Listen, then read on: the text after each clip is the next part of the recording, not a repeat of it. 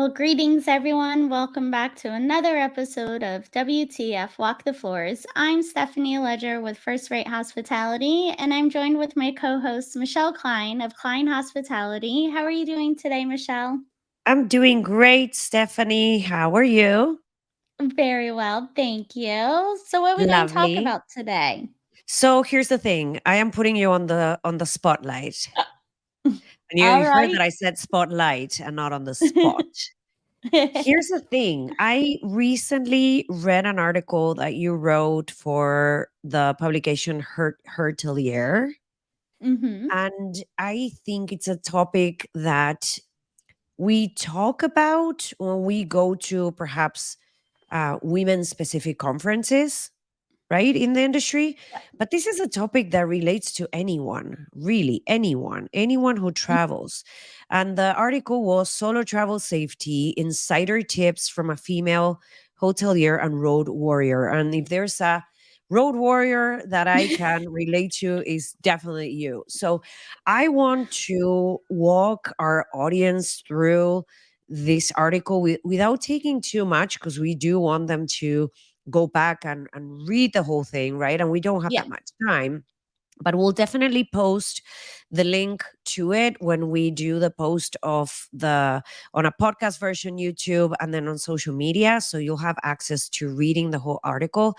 But it's so important, right? Traveling alone means there are all these risks, and there are so many things that we do as travelers that we're not realizing that are putting us in jeopardy or yeah, elevating that risk. And then on the other hand, things that we are doing as hoteliers without necessarily realizing that we're putting our guests at risk. And I have a few of those stories of my own from my very recent visits to other areas in the country. So I thought this is definitely a hot topic that I want to bring to light that is useful for everyone. So, absolutely. if you want us, number one, give us a little bit of your insight as to why this topic is important to you. And then what I want to do is I want you to help me walk our audience through some of these tips that you share. Absolutely. Yeah, I thought it was very important, with especially my background working with hotels in so many different departments and knowing certain policies and procedures, but then also too from being out on the road and staying as a guest and really now being able to combine that information and enlightening travelers that are road warriors, but then also too that maybe there are females that are getting back out onto the road and they needing to know kind of what's happening now compared to when it was, say, even 2, 3, 5 years from then. Yeah. I have a feeling that this episode is going to be packed with WTF moments, right? Oh yeah. And you just lit that little light bulb in my head when you said being so immersed and working in these departments as an insider in so many different properties and touching so many different brands.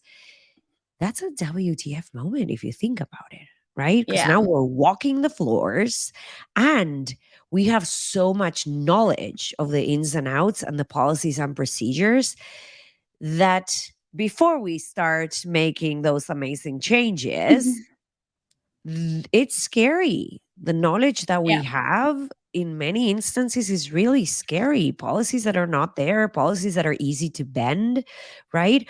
Knowing that the policy is there, but the team is not really following through with it.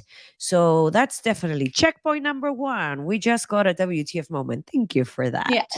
All right. So let's talk about avoiding staying on the first floor. That was one of your tips on the article. Why is that? Yeah, so for the first floor, it's very easy for someone to be walking off of the parking lot out onto your balcony, easy access. So as a female traveler, yes, you want to making sure that you are avoiding that vulnerability of easy access to your room from the outside. I love that. Next tip, securing your room number. Yes. So, nowadays we'll have the key packet and it has your room number. Some hotels even write your last name. And maybe if you're here with a conference, and this is a way that they're able to do, say, like a group check in. And so, my tip here is take a picture of your room packet. So it has your room number, and then go and get a blank one. So then, if you happen to put your room packet, on the counter, maybe you're getting some coffee, maybe you're at the fitness center and you're putting it right next to the treadmill, or while you're working out. Now, this way, it's not showcasing the information of your room number and where you are staying. It just better secures yourself. Yes, which leads me to WTF, walk the floors type of moment. Number two. So, I was very recently visiting a very large city and I stayed at a big brand. And I noticed the very first day that I was there that my app for the brand was showing on my screen of my phone. And without needing to unlock my phone, I was able to access absolutely every piece of information, Mhm. right?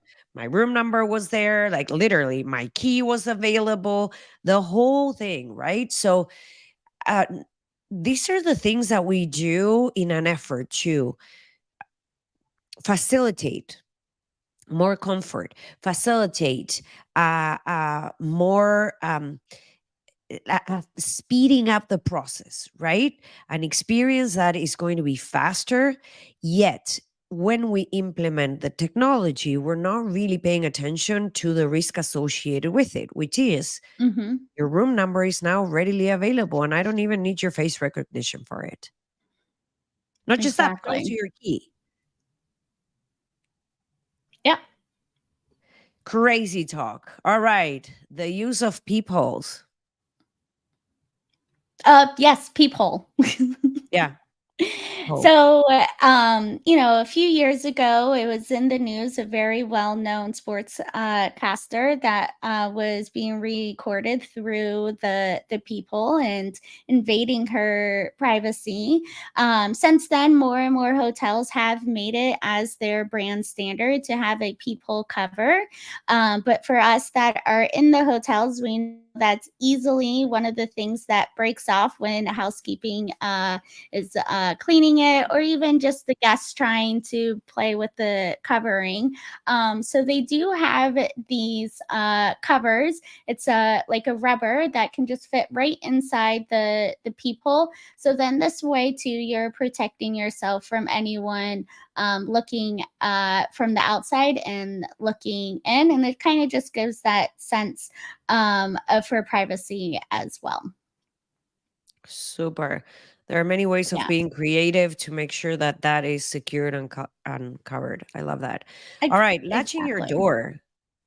I want to say Yeah, this is a no so brainer, but many times we fail to check that the door actually closed properly when we leave the room. yes. So when you're on the inside, it could be the same situation, right? So let's talk about latching your door. Yeah. Well, and also too, so for one, like you had mentioned, was the door fully shut?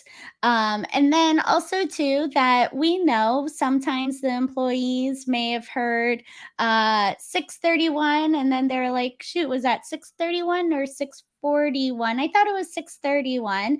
That room is vacant. I'm just going to go right in and not even knock. And then they end up finding out that the room is occupied. They received the wrong information of the room number. They got confused, wherever it may be. And so here now, also too, as a guest, with putting on the latch, it's that second sense of security. We do know that mistakes do happen, but this is also too, even for on the employee side, why it's very important that we're knocking before entering, even if we are 100% sure that room is vacant. Always making sure that you're knocking before entering, and then on the guest side, making sure that you're putting that latch as that second sense of security. Perfect. And she said knocking. She did not say use your key. She did not say use your radio, your Yeah. pen, whatever is readily available. You use your knuckle and you knock three Yes. times and you announce yourself. I love that. All right. I want you Exactly. to walk us through one more tip so that we don't Yes. give the whole article away and then everyone can go and just read through it. It's packed with information.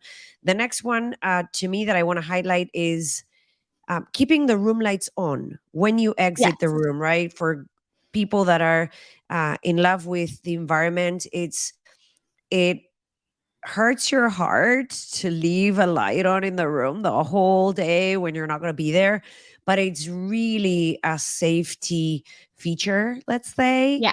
when you come back and you open that room, that door to your room, and there's at least a little light on, right? Especially Yes. if you're staying on higher floors, you can always leave the blinds open and perhaps just use the sheer so some street light comes in, but on the lower floors, leaving a light on is important. So walk us through that last tidbit. Yeah, no, especially on the hotel side is, yes, we're trying to making sure with sustainability and eco-friendly, with not having, all the lights on all day long, because we may not know when that guest is going to arrive into that room, or even after daily service. But really look at it from the guest point of view, is when they're making that first entrance into the room, they don't know where the light switch is located. And Mm. so we want to making sure that they feel that sense of security, of that when they're walking into the room, that they can see where they're walking into. So maybe there is happen to be, say, that housekeeping supervisor that is doing those last minute check, and then now you're startling each other. But with keeping now the light, now that guests, when they're entering into the room, they're able to seeing their surroundings. We also too, we have it, if a guest maybe went out and had a few drinks, and now they're coming back, and we want to making sure that they can see where they are entering, so they're not tripping over anything. And then now you're creating it, it could be also too with injury for the guests, and we want to avoid that. So really looking at as strategically of where the lights are being placed and what lights you are keeping on as part of your standard. I would also to say, it's really great that more hotels are adapting to the sensor. So then here now we're able to control lights being off to being eco-friendly. And then once they're sensing now that door being open, then that's when the lights turn on, which is great. But also to not just thinking about the entry, but also to looking at what lights in the bathroom area, because this could be also to a dark area as well for when guests are entering into the room. Yes, absolutely. And that last comment was what I was thinking too. Depending on the destination, we see in areas where they're very eco-friendly or earth conscious, more and more hotels in the US these days adopting the technology where you either have to use a card or there's a sensor or whatnot to give you access. So Hmm. automatically these lights will come on. But then on the other hand, thinking how we can how backwards we are sometimes, right? It's Yeah. technology has been in use in Europe for so many years, where we have to start pushing that in our hotels here in the US as well. I love Yeah. that. All Yeah. right, super cool. Do you have a last nugget or last tip, or maybe a fantastic WTF moment? I have one that I can share from my recent travel. I would definitely say there's plenty of WTF moments when I was writing this article. But I would have to say one of the things is I've had it where I was provided the wrong room number and checking in, and it just so happened that I was actually there for a wedding. So the person that I was walking into was actually a guest of the wedding, but I heard them. Thankfully they were on the phone, so we didn't startle each other too much. But then, going back to the front desk, because it wasn't like I was working, I was just so happened to be there on my own time. But then seeing how the front desk was reacting to this, and Mm, here I am, a solo female traveler, and they're like, oh well, here's your other room key. But like, really need to put ourselves in those guest shoes of what they're thinking, and wanting to create this sense of security for them too. yeah, zero empathy. I don't like that. I want to share No. this one story with you that, again, I feel Yeah. like as hoteliers, we're trying to do something nice, but then it can backfire on us, right? Yeah. The do not disturb sign, on one side there is a tie, on the other side there's a pretty necklace. Both sides say something along the lines of, I had too much fun, do not disturb, whatever that looks like, right? But Yeah. I felt that if I was going to use one side or the other, I was attracting some, like, I'm sending out a message, right? It Yeah. didn't make me feel safe at all. And then I walked down the hallway to try to understand, what are people using, right? And then I realized there are maybe 80% of what was on the hallway, it wasn't even the same sign. So now that takes you down this rabbit hole of, am I being targeted? Do they know Yeah. that I checked in by myself? Like, what's going on here? So I think that, Yeah. again, we try to do something fun. It was a fun idea, just poorly executed on. Yeah.